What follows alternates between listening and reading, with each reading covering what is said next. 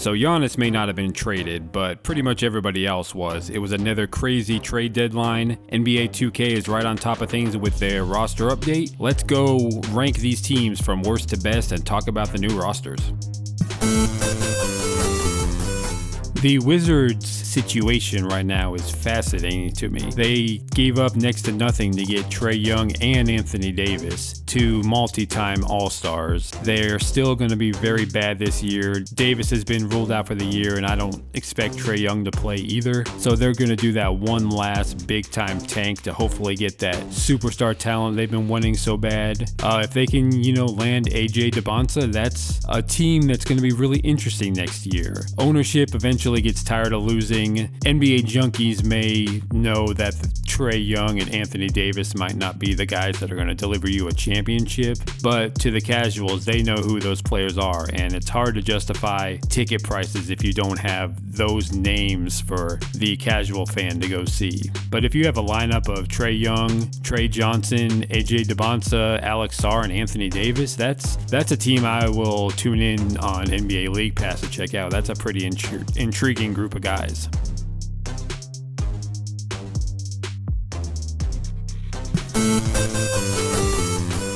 The Nets are definitely one of the 2 or 3 or 4 worst teams in the entire NBA, which is kind of depressing considering their current 10-man rotation is entirely composed of former first-round draft picks, including 5 that they selected themselves in 2025. So the fact that the team's so bad with a bunch of players that they invested in is kind of troubling. It was assumed that Michael Porter Jr. would definitely be traded, but I'm a Nuggets fan. The Nuggets had to attach a first-round pick just to dump him in his contract. He's a very good player.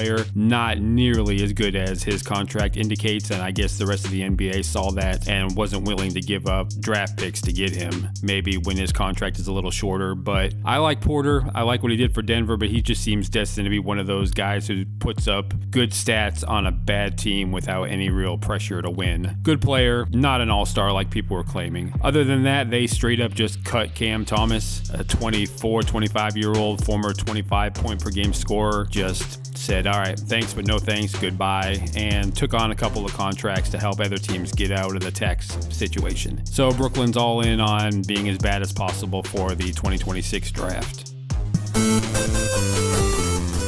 The Pacers were the most intriguing team of the trade deadline to me. Without Tyrese Halliburton and Miles Turner, they're just a shell of the Eastern Conference championship team from last year. Definitely tanking to get one of those top 3 players and hopefully get back on top next year. They made the move to trade for Zubac from the Clippers. They gave up 2 first-round draft picks for him, including one that will go to the Clippers if it falls between number 5 and number 9 in the draft this year, which is a huge gamble, but there's a good chance it'll be in the top 4, so if so, no harm, no foul. Zubac's only making $20 million a year, which is a tremendous bargain for a starting center. He's a really good player. It's a huge gamble, but if they can somehow get, AJ DeBonsa from the draft and have Zubac next year with a healthy Halliburton, that could be a team that could really be scary. But if they end up with the 5th pick and lose out on a Kingston Flemings or a Caleb Wilson or a Keaton Wagler, that's going to hurt. But it's a gamble they felt they had to take, so I applaud them. I like seeing things like this happen. I don't think Memphis planned on tearing things down even after trading Desmond Bane. If you're offered 5 first-round picks for a shooting guard that is not Shai Gilgeous-Alexander, you've got to take it. John Morant, they've dealt with the off-the-court stuff, but now he's just not very good on the court. Jaren Jackson Jr., I think he is a definite change of scenery candidate. His game has fallen off a little bit, so they got an offer for several more draft picks for JJJ, and they had to make that trade. So now they have like 8 first-round picks coming their way. They're starting over. Once again, it looked like they were really rising a few years ago, but life comes at you fast in the NBA sometimes. I'm sure Morant is going to be traded in the offseason. They're not going to get much for him. He's a mess off the court and not very good on the court, but they'll probably give him away, a Trae Young situation, and just start over from scratch with Cedric Coward, Zach Edey if he can ever stay healthy, and a couple other young guys, and a whole bunch of draft picks. The Sacramento Kings are once again the Sacramento Kings. Nobody quite does being bad like they do. They have an old, expensive, poorly constructed roster, no young players to really build around, and they have the worst record in basketball. They did trade Dennis Schroeder and Keon Ellis for DeAndre Hunter. I'm not sure what that accomplished. And they still have DeMar DeRozan and Zach LaVine sitting around hogging up minutes and doing nothing. They're going to hope that the lottery balls bounce their way. I can't remember them ever having a top pick, even though they've been bad a lot throughout the years. So Domantas Sabonis could still fetch them something of value, but this is just a team that kind of has to flush out all the spare parts and start over once again. What a mess in New Orleans. Good thing Derek Queen is a pretty good player, because they gave up what will probably be a top 7 pick in the 2025 draft to move up a few spots in the teens last year to get him. That really handicapped what they could do going forward, since they don't have their own first round pick. Zion Williamson, still a very talented player, but can't stay healthy, can't stay committed. They probably weren't going to get much for him. DeJounte Murray injured. Herb Jones really struggling. Trey Murphy is that one guy they could have probably got a first round pick or two, but they decided they just want to suck for a while and not have their first round draft pick and hope that Williamson can stay healthy. I don't know. There's not really a plan in New Orleans. For some reason, Joe Dumars still gets jobs, and he's shown that he just doesn't have what it takes anymore.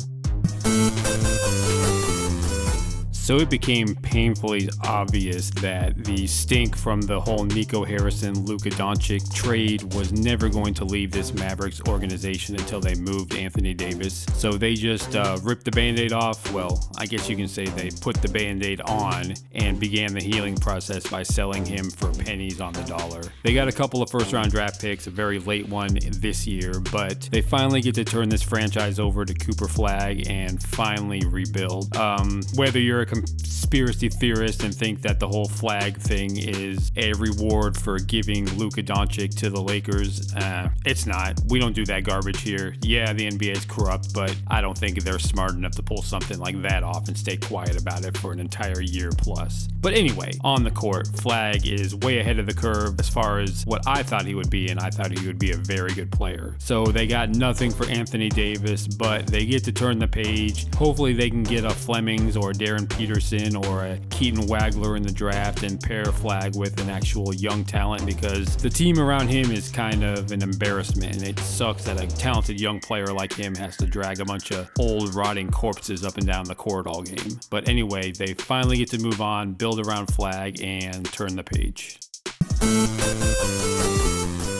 Hey, did you know the Milwaukee Bucks have a player called Giannis Antetokounmpo? He's won MVPs in the past. He won a championship. And ESPN, Brian Windhorst, and Shams have been trying to get this guy traded for years. They refused to shut up about it. There was a report every 5 minutes that he was on his way out, and guess what? He's still in Milwaukee. The only bad part about that is they aren't going to shut up, and they're going to just pick right back up where they left off during the offseason and bludgeon everybody to death until this man is traded. I don't know. He hasn't always handled things the right way. The front office and Giannis, it's kind of a mess. It probably would be better served if they did go their separate ways, but I can never fault a player for being loyal and wanting to stay on his team. Say what you want about Giannis and his actions on the court, and he pouts a lot and this and that, but there's not a doubt in my mind that he's very loyal to the Bucks and the city of Milwaukee. So they're just going to hope that they can get some lottery luck. They cannot land the first overall pick because of a pick swap, but they can still get high as number 2. So if they can get, a Darren Peterson or AJ DeBonso or Cameron Boozer to go along with Giannis, maybe they can convince him a little while longer to hang around. It's a tough situation. It's always hard when your franchise icon ages and you can't build a sustained winner around him. It's ugly, but they're determined to make it work at least a little bit longer. So get ready for Windbag to run his fat mouth about Giannis leaving the Bucks every other day for the next 6 months. I can't wait. Oh man, so the Chicago Bulls treated the trading deadline like if you let your 12-year-old brother hop on your 2K franchise and he just gets into the trading screen and starts pressing buttons. I don't know what they did, but they moved so many players, got about 700 second-round picks. Somehow all the players they've traded the past 2 years have netted them 0 first-round picks, but hey, you can't say the Bulls sat around and did nothing like they usually do. I don't know what to make of it. Matas Buzelis and Josh Giddey are probably the only players on the roster that have a real solidified future with the team. They got a bunch of guards. They bought low on Jaden Ivey, see if he can bounce back from that injury. He hasn't been the same since then. Anthony Simons, but really, there's a bunch of guards, not many big men. It's going to be a tough last few months in Chicago, but with all the tanking going on, it may have been too late for them to really get into the top of that draft. But hey, it was exciting, wasn't it?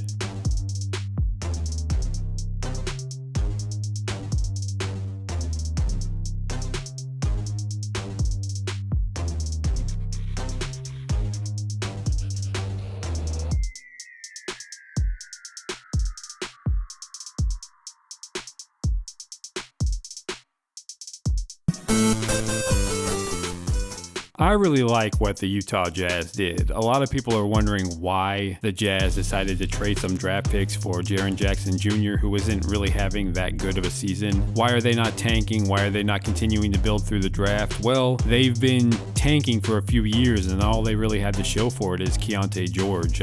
Cody Williams and Taylor Hendricks were two big busts in the top 10. Ace Bailey, he's a decent player, but yeah, if you're going to tank and you're not going to get that top pick, ownership can only stand that for so long. The Jazz aren't drawing very well. They want to sell tickets, and Jackson Jr. should make the team better. They didn't really give up an awful lot to get him. They did give up a few draft picks, but they're not top draft picks.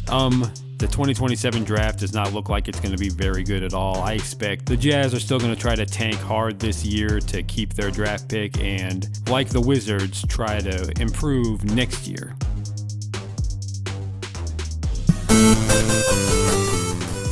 Similar to last year, the Trailblazers are kind of in that next tier of under 500 teams. They're a good team. They're going to make the play-in once again, but I guess they felt they're going to stay the course with the guys they have. There wasn't really a big-time move to be made. Damian Lillard is going to come back next year, hopefully healthy and ready to go, so I guess they feel that's their long-term move. Jeremy Grant's on a pretty unmovable contract, so they were kind of hamstrung with players like Robert Williams, who's injured all the time. Could provide value, but he's got to prove he can stay healthy first. So I suppose there wasn't much of a deal to be made or anything that would sway the team one direction or another right now.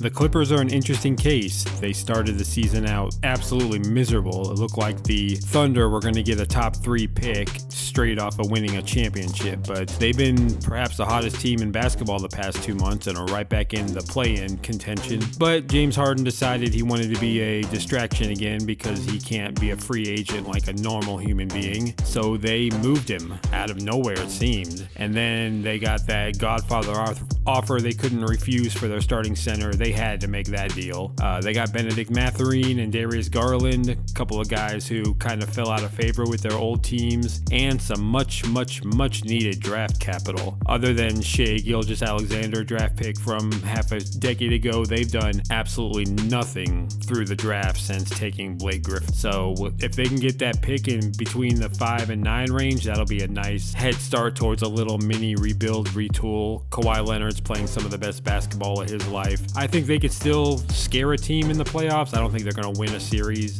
at all, but Garland and Mathurin, they got younger and they still have Kawhi, so who knows? They weren't going anywhere the way their roster was currently constructed.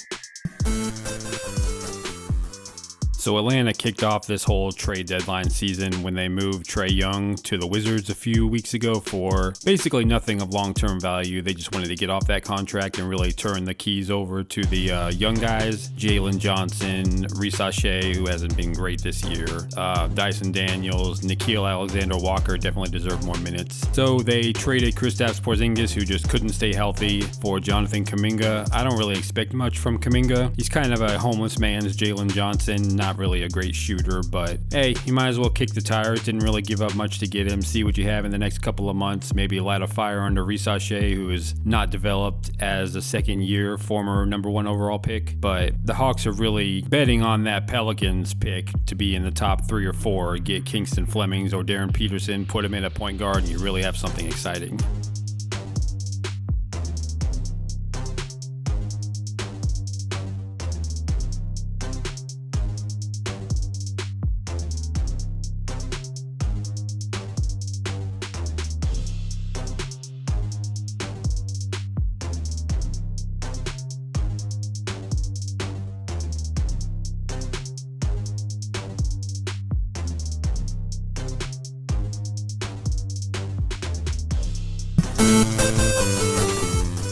The Magic made their big trade during the offseason, trading most of their draft picks for Desmond Bane. There wasn't a lot they could do during the deadline. They're just going to have to hope that Franz Wagner can come back and Banchero can kind of be more consistent. Jalen Suggs can stay healthy. There's a lot of things that need to happen that a trade wasn't really going to fix. The coach, I don't believe in the coaching staff much at all. This is a pretty underwhelming team, but they're young and talented enough to bounce back. They're just going to have to hope for health and continued consistency and improvement other than a trade that wasn't there to be made. So they're going to roll the rest of the season with the roster that they've had.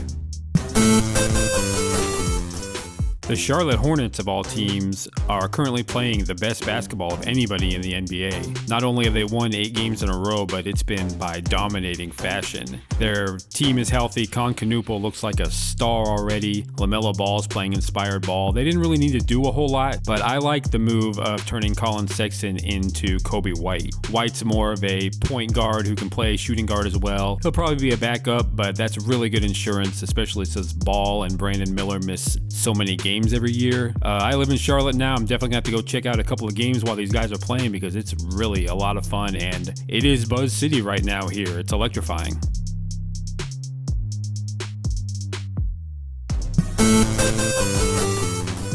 The city of Miami is still a really big destination as far as trade candidates. Damian Lillard wanted to go there. I'm sure Giannis wanted to go there, but they just don't have the combination of young players and picks that can entice teams. Kel'el Ware, a decent player, but he can't be a headline for a superstar like Giannis. It's just not enough. Tyler Herro, average player on a gigantic contract. So the Heat just decided to stay pat, and they're going to go with what they have and hopefully catch lightning in a bottle like they did a couple years ago when they made the finals as an 8 seed. I don't see it happening, but hey, they've done it before. The Warriors really wanted Giannis Antetokounmpo, and Warriors fans thought they were going to get him, but it was always going to be a long shot. Both the Bucks and Giannis are pretty wishy-washy about a trade, so it was going to take an awful lot to make something happen, and the draft picks and young players the Warriors have, it's just not there. So they went ahead and moved Jonathan Kuminga as expected for Kristaps Porzingis, which would make sense on paper, but Porzingis just can't be counted on to stay on the court anymore. Jimmy Butler suffered a serious injury, so it's going to be up to Stephen Curry to see if he can carry these guys 1 or 2 more years and make some playoff noise. It's going to be a painful rebuild when he retires, but the Warriors just keep on kicking that can down the road, even though it's clear their best days are behind them. But it's impossible to move a franchise icon. I like that Curry is sticking it out with the Warriors. They're going to try as long as they can and just worry about the rest later. Phoenix made their big moves during the offseason, trading for Mark Williams, trading away Kevin Durant. They've been punching way above their weight all season. They're having a really good year. So I guess they decided not to rock the boat much. They made a small move, trading Nick Richards for Cole Anthony, but they're going to ride with what they have. Dylan Brooks is having a fantastic year. Colin Gillespie came out of nowhere to be an actual starting point guard. So Phoenix, I don't think they're going to be a real threat, but they're a playoff team, and they're going to go with what they have.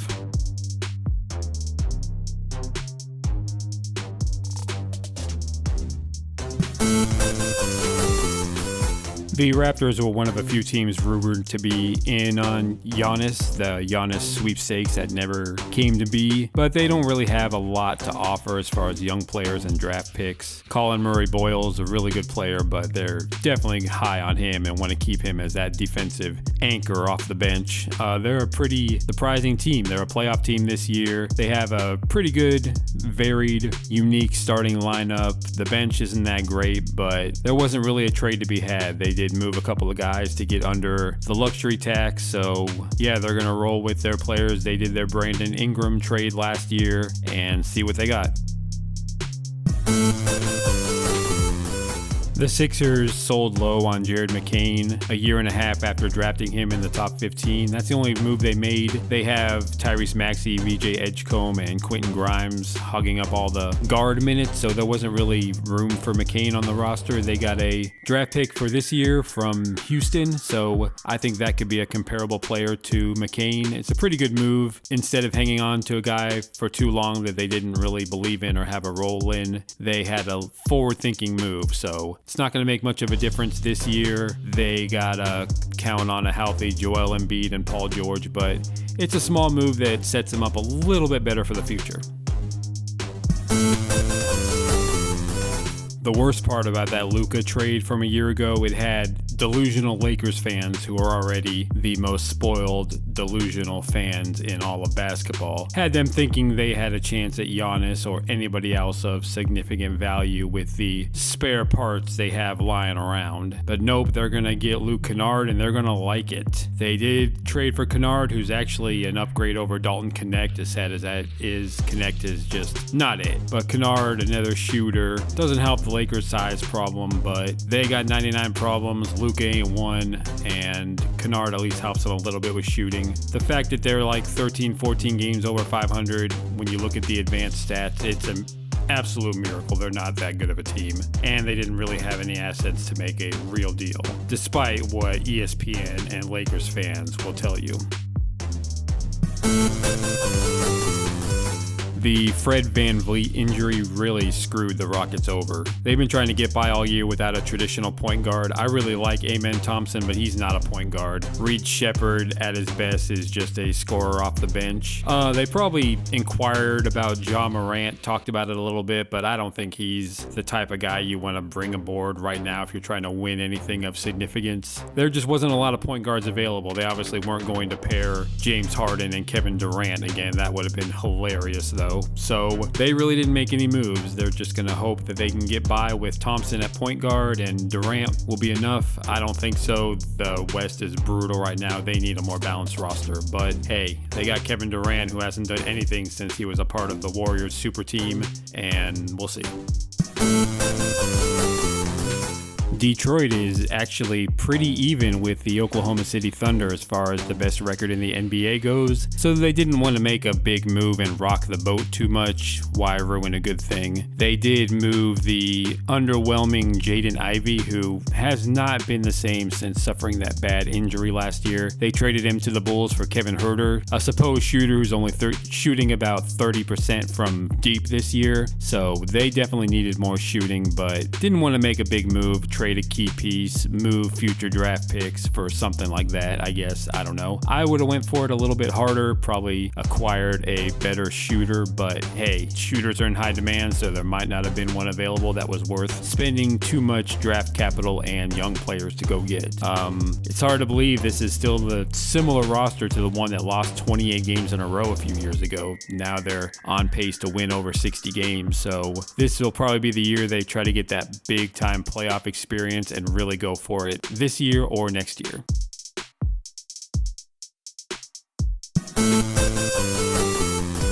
Cleveland made probably the most, well, other than the Anthony Davis deal, probably the most shocking trade of the deadline, acquiring James Harden pretty much out of nowhere for Darius Garland. Harden can never seem to go through the free agency process like a normal human being. Every time his contract comes up, he causes a huge problem to get moved and hopefully re-signed and extended and all this stuff, and that's probably what this was all about again. But as far as upgrade of roster, yeah, the Cavaliers, this team might be the deepest, most talented team he has been on, at least since he left Houston. And he's getting up there in age, still a very good regular season player. His playoff struggles have been well documented, but he doesn't have to be the man this time for Cleveland. They're playing very good at the right time. Not only did they add Harden, but they got Keon Ellis and Dennis Schroeder from Sacramento, so they're definitely set up for a playoff run. Hopefully they don't re-sign Harden for too many years. He's a definite distraction when it comes to getting his money, but hey, aren't we all?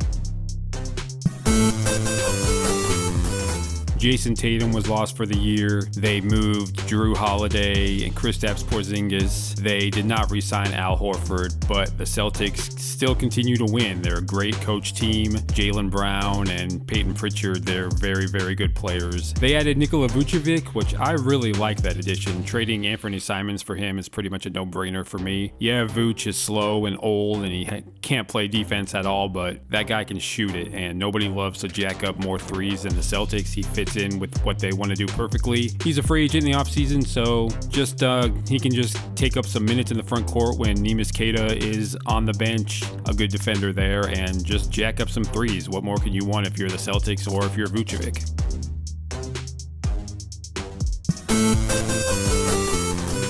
The Timberwolves traded a future unprotected pick to select Rob Dillingham in the top 10 of the 2024 draft, and he never really found his footing with the Timberwolves. They at least admitted their mistake quickly and moved off of him. That's going to be a tough pill to swallow if that pick ends up being high, but whatever. They got Ayo Dosunmu for him, and I really like that guy. He's a really good player. I don't know why the Bulls were so intent on trading him, but I guess they decided they wanted to make 100,000 deals, so that is Minnesota's game. They had to trade Mike Conley, but due to some weird loophole where he got traded multiple times and then cut, he's actually going to be back on Minnesota. So they have a really deep guard rotation with Dosunmu and Anthony Edwards, DiVincenzo, Bones Highland. That's a really good roster, and they didn't really have to give up a whole lot to get deeper, unless you count that draft pick, which there's nothing they can do about that now.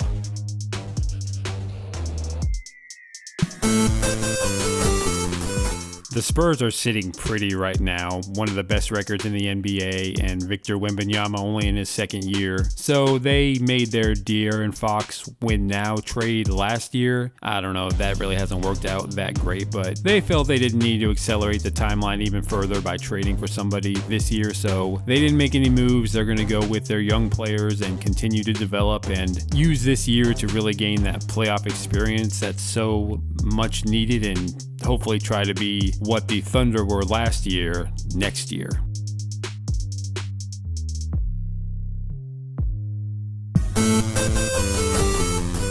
The Knicks have a really top-heavy roster, no real draft picks to speak of available in trade, and not a lot of young players to deal, so they weren't going to do much. They're going to rely on their veteran starting lineup that play heavy minutes. They did get Jose Alvarado, a solid offensive backup point guard from the Pelicans, for not much at all to kind of help with the bench unit, but they're going to go as far as their Villanova guys and Karl Anthony Towns can take them.